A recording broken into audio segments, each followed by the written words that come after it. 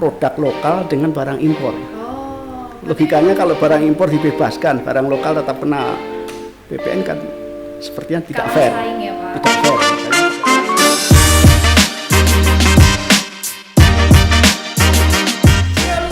Gas.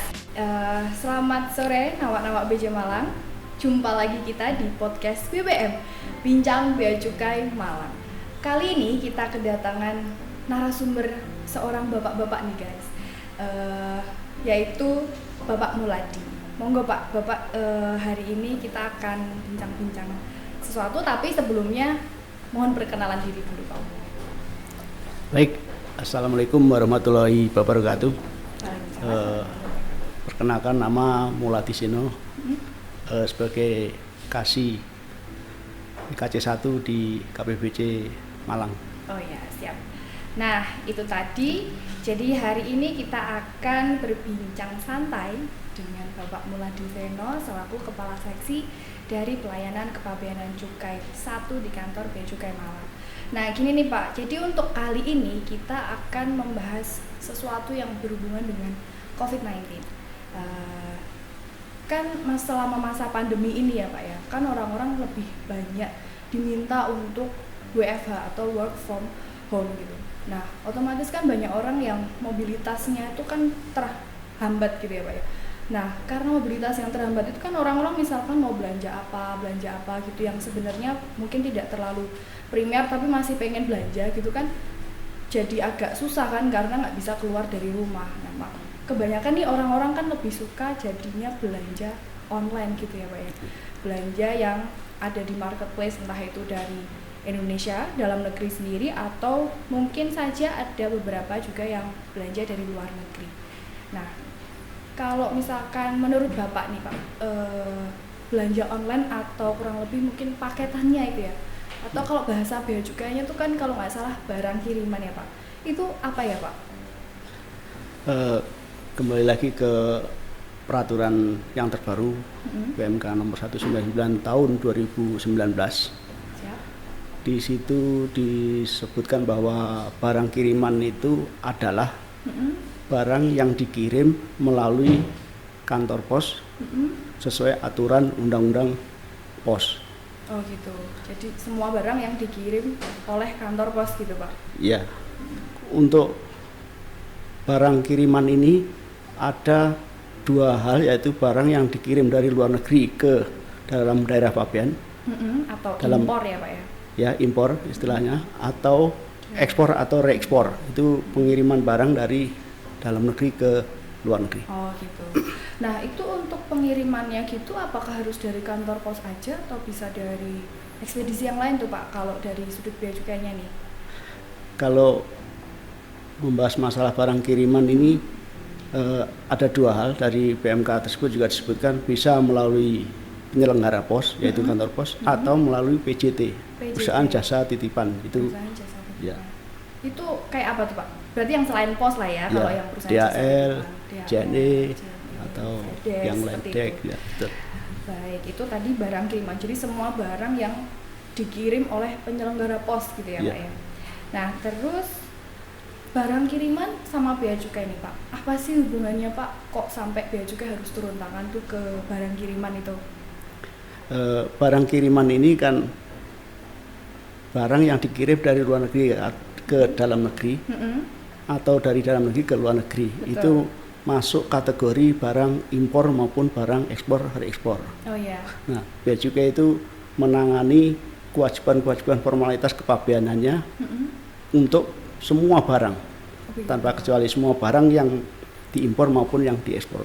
Ya, pokoknya melintasi batas negara gitu kita harus memenuhi kewajiban formalitas kepabeanannya. Harus memenuhi kewajiban formalitas kepabeanan gitu ya Pak ya.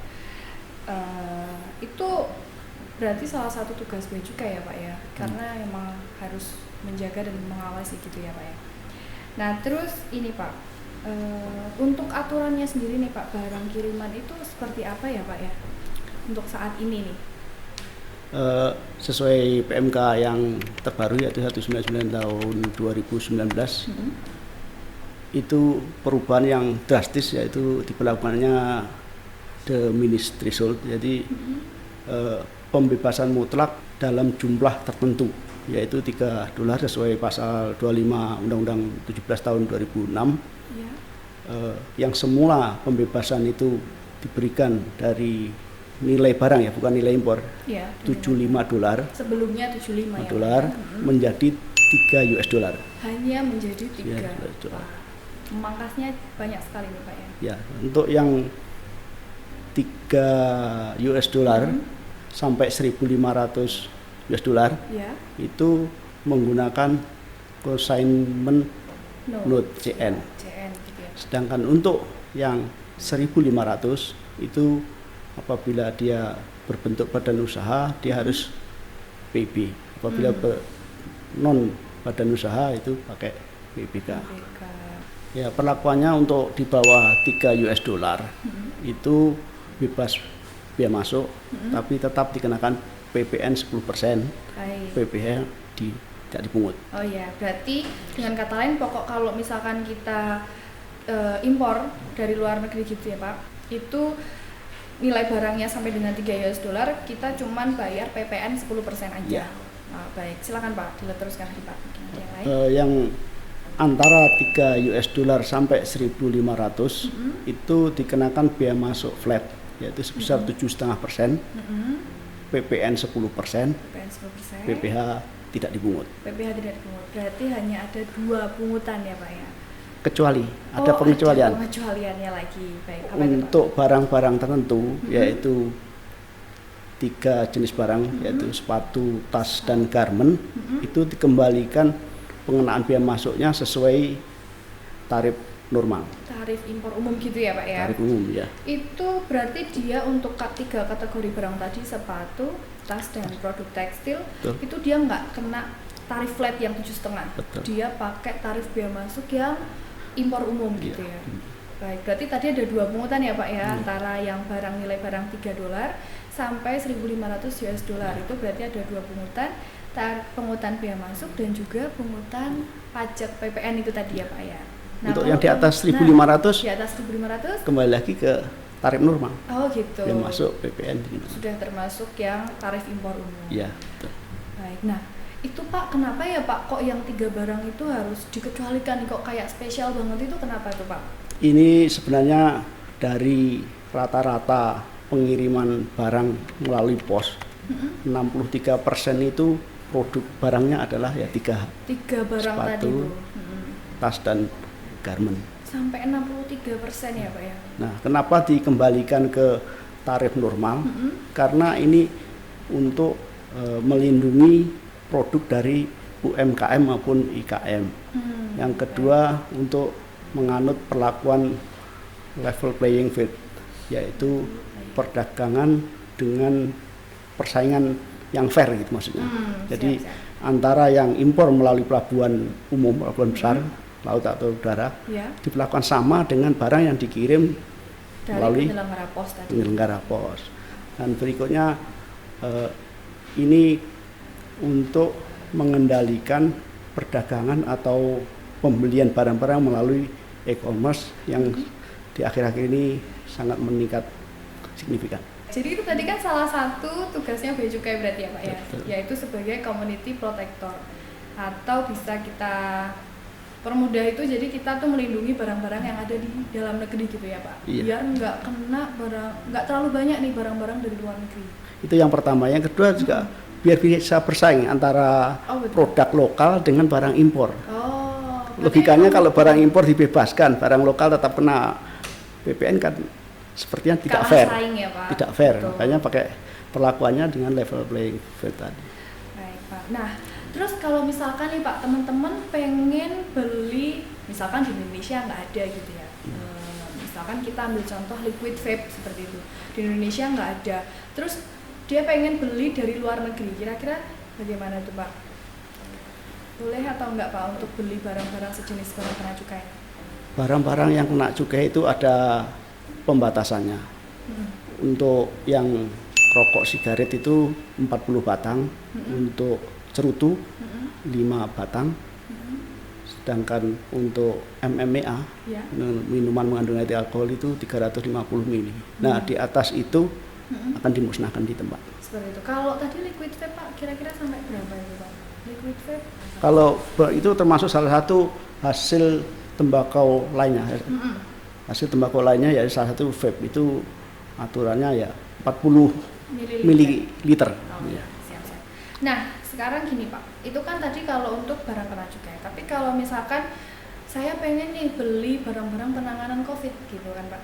COVID-19 nih, kayaknya di Indonesia udah mulai nggak ada gitu atau susah atau harganya mahal gitu. Saya beli dari luar negeri. Itu kira-kira boleh apa enggak Pak? Sesuai surat edaran dari Dirjen kemarin bahwa untuk barang-barang keperluan pencegahan dan penanggulangan COVID yaitu APD, hand sanitizer dan masker dibebaskan.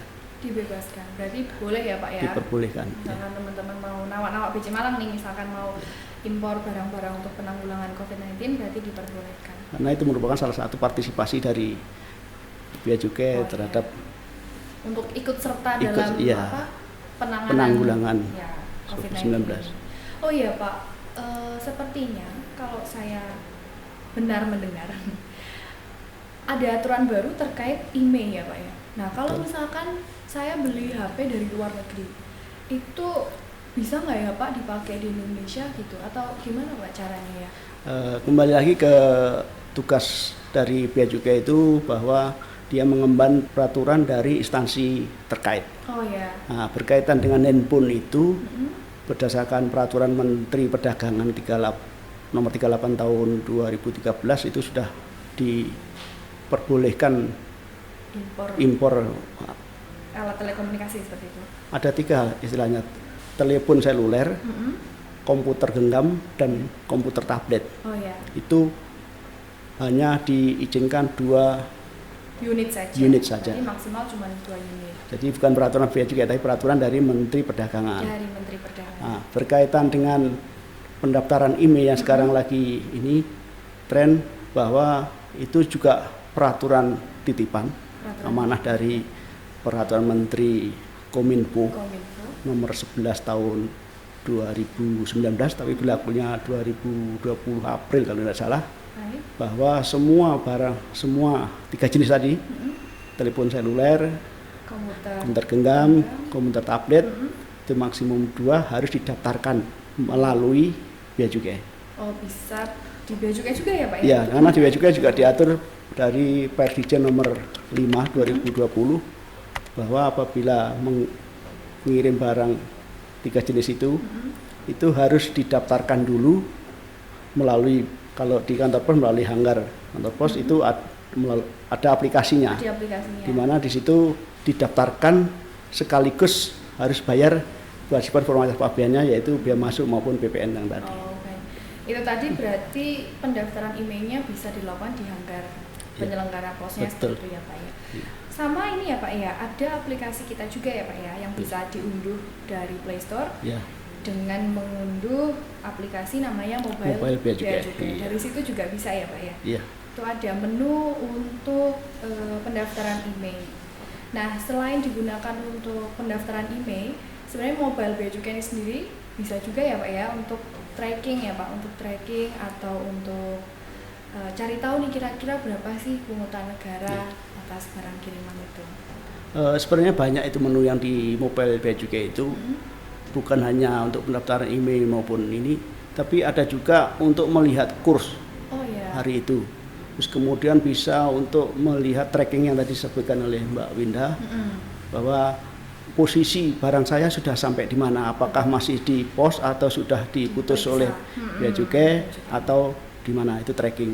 Nah kemudian mengenai perhitungan pungutan negara yaitu biaya masuk, PPN dan lainnya tadi, bisa menghitung sendiri dengan di situ menuliskan jenis barangnya atau nomor HS-nya, bisa melalui, kalau yang tahu nomor HS-nya, kalau enggak ini tulis saja jenis barangnya, nanti akan keluar berapa pajaknya, terus untuk masuk hitungannya sampai berapa yang perkiraan kita harus bawa uang ke pos untuk mengambil barang tersebut. Terus di lain sisi juga ada satu lagi, di situ kita bisa melihat sebelum, sebenarnya ini perlu tahu semua bahwa sebelum mengirim barang kiriman itu seharusnya ngecek dulu ke mobile bea cukai. Di situ apakah barang kita itu termasuk larangan atau pembatasan atau barang yang umum. Kalau yang umum memang tidak ada pembatasan atau izin lainnya. Jadi seperti biasa. Jadi di situ kita bisa nginput nama barang. Nah, di situ nanti akan muncul barang ini barang larangan atau pembatasan atau barang demikian. Wah, berarti banyak sekali ya Pak ya fungsi dari aplikasi mobile bea cukai. Jadi nama-nama bea cukai Malang, jangan lupa kalau misalkan mau kirim-kirim dari luar negeri, teman-teman bisa download aplikasi mobile bea cukai. Nah, sepertinya itu saja Pak untuk kali ini, podcast kita kali ini. Terima kasih loh Pak ya udah berkenan untuk sharing informasi. Jadi anak-anak bea cukai Malang ini jadi lebih tahu tentang barang kiriman. Jadi kalau teman-teman nih mau misalkan kirim-kirim barang dari luar negeri, anak-anak bea cukai Malang bisa download aplikasi mobile bea cukai di Play Store. Nah, kalau misalkan ada pertanyaan atau pengen tahu lebih lanjut lagi, teman-teman semua bisa menghubungi kontak center di Bravo Bea Cukai yaitu 1500225 atau ke media sosial Bea Cukai Malang, bisa di @beacukai_malang baik Instagram, YouTube maupun Twitter. Terus bisa juga telepon ke kantor Bea Cukai Malang di 0341 551 628. Jika nawan-nawan Bea Cukai Malang merasa podcast kita kali ini kalian suka dan bermanfaat, silahkan like, komen, dan juga share ke teman-teman yang lain supaya yang lain juga bisa tahu terkait informasi hari ini. Sampai jumpa di podcast BBM Bea Cukai Malang berikutnya.